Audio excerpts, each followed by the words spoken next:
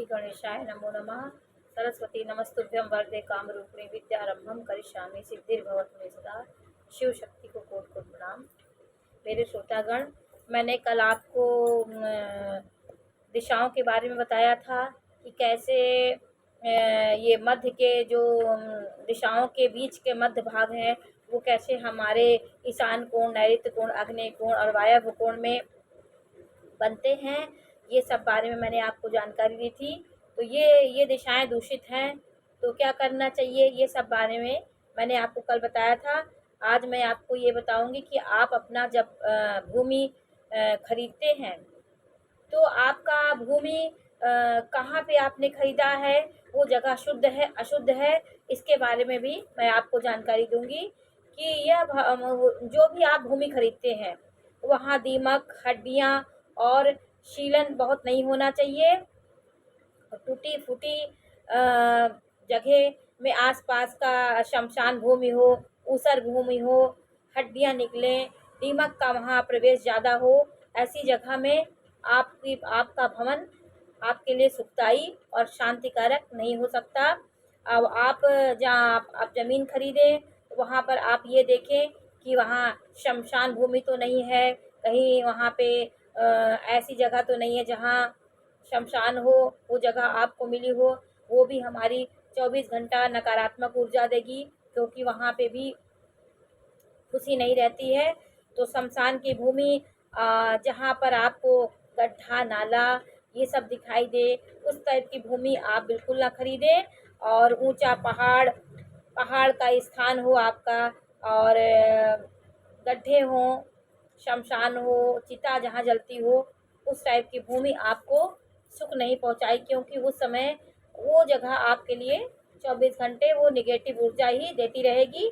तो आप सुख शांति का अनुभव नहीं करेंगे उस जगह पे। तो आप ये देखिए कि आपने भवन खरीदा, आपने भूमि खरीदा, तो वो आपके सामने कौन सा अवरोधक है, इस बारे में भी आपको जान लेना बहुत ज़रूरी है कि आप जहाँ ज़मीन खरीदे वहाँ आपके सामने बहुत बड़ा वृक्ष नहीं होना चाहिए।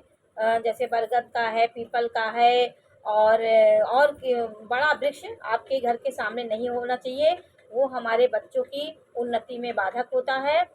जहाँ पर इंसान बसे, जहाँ पर ये सब ना हो, जहाँ लोगों का ज़्यादा हो, वो जगह भी आपके लिए सकारात्मकता दे सकती है।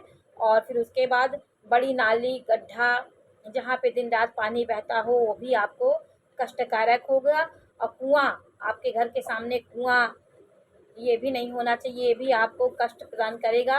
प्रताड़ना आपको होती रहेगी। अन्य भवन का कोना और भवन का भी जो आपके पास सामने टूटा फूटा भवन हो, नाली हो, ये सब आपको धन धान्य और ये हानि पहुंचाता है। इसलिए आप इसका विशेष ध्यान दीजिए कि आपके सम्मुख कोई ऐसा अवरोध नहीं होना चाहिए जिससे आपको अशांति महसूस हो। तो मैं आज आपको भवन के प्रकार के बारे में बताती हूँ कि आप जब ज़मीन खरीदते हैं, आपका ज़मीन किस आकार का है, किस आकार की ज़मीन आपको फलित होगी और कौन सी ज़मीन आपके लिए अशुभ होगी। अगर अशुभ है उसका भी निराकरण ज्योतिष शास्त्रियों ने बताया है, उसके बारे में भी आपको बताऊंगी। और ये जब आपके भूखंड का आकार कैसा होना चाहिए, तो आपको मैं ये बताती हूँ कि आयताकार और चौकोर। जो आयताकार की आपकी लंबाई कम हो और चौड़ाई ज़्यादा हो, तो आपका ये आयताकार हुआ। और चौकोर जो होता है वो उसकी चारों भुजाएं बराबर होती हैं।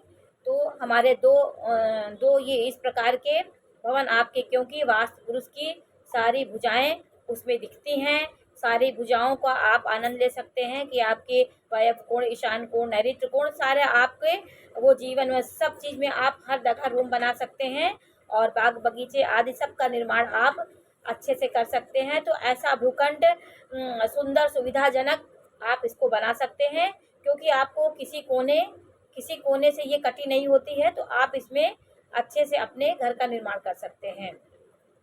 और फिर मकान का आपका मकान एक वृत्ताकार होता है, गोल मकान। जो गोल आपकी ज़मीन होती है वो भी आपके लिए बहुत शुभदायक होती है। गोल होती वो भी धन धान संपदा वैभव सुख के लिए बहुत अच्छी होती है।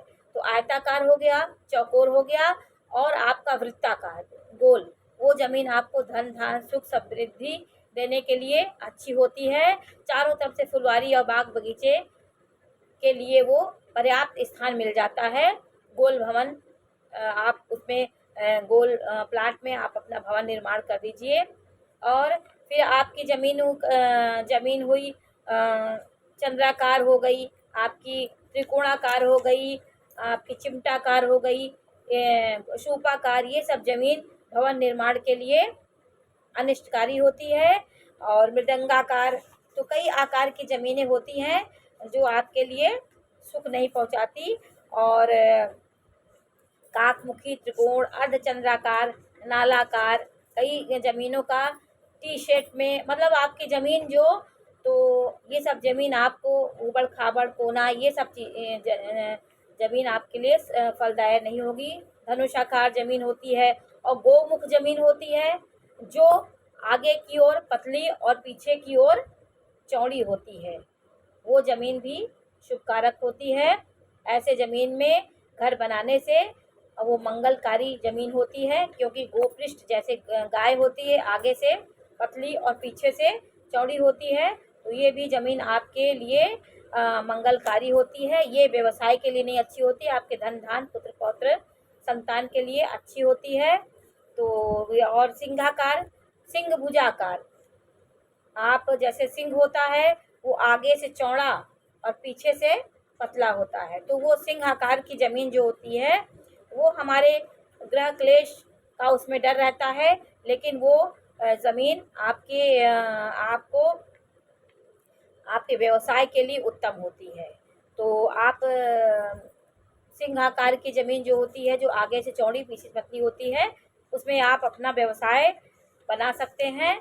और षटकोण, चक्र आकार, कई प्रकार की ज़मीन जो ये सब होती है वो आपके लिए अच्छी नहीं होती है। आपको अगर ऐसी ज़मीन मिल भी जाए त्रिकोण जिसकी भुजाएं कटी हों, तो आप उसके बीच का चौकोर भाग निकाल लीजिए, नाप करके आयताकार या चौकोर करके, जो ज़मीन आपकी बचे उसमें आप फूलों का पौधा लगा सकते हैं। लेकिन आप कटी हुई ज़मीन, कोना जिसका कटा हो, त्रिकोण हो, वो ज़मीन आप अपना उसमें घर ना बनाएं, ये आपके लिए बहुत अच्छा होगा। तो आज हमने आपको ज़मीन के बारे में बताया कि आपकी ज़मीन की भुजाएं बिल्कुल नहीं कटी होनी चाहिए। अगर कटी हो तो उस भाग को आप निकाल दीजिए और बीच में चौकोर भाग को में ही आप भवन निर्माण कराइए, यह आपके लिए सुख शांति प्रदान करने वाली होगी। मैंने आपको ये बताया कि कौन कौन सी दिशाएं आपके लिए, कौन सी दिशाओं का द्वार आपका पश्चिम दिशा, पूर्वी दिशा, उत्तर दिशा, दक्षिण दिशा, इसके बारे में भी आपको मैंने जानकारी दी थी।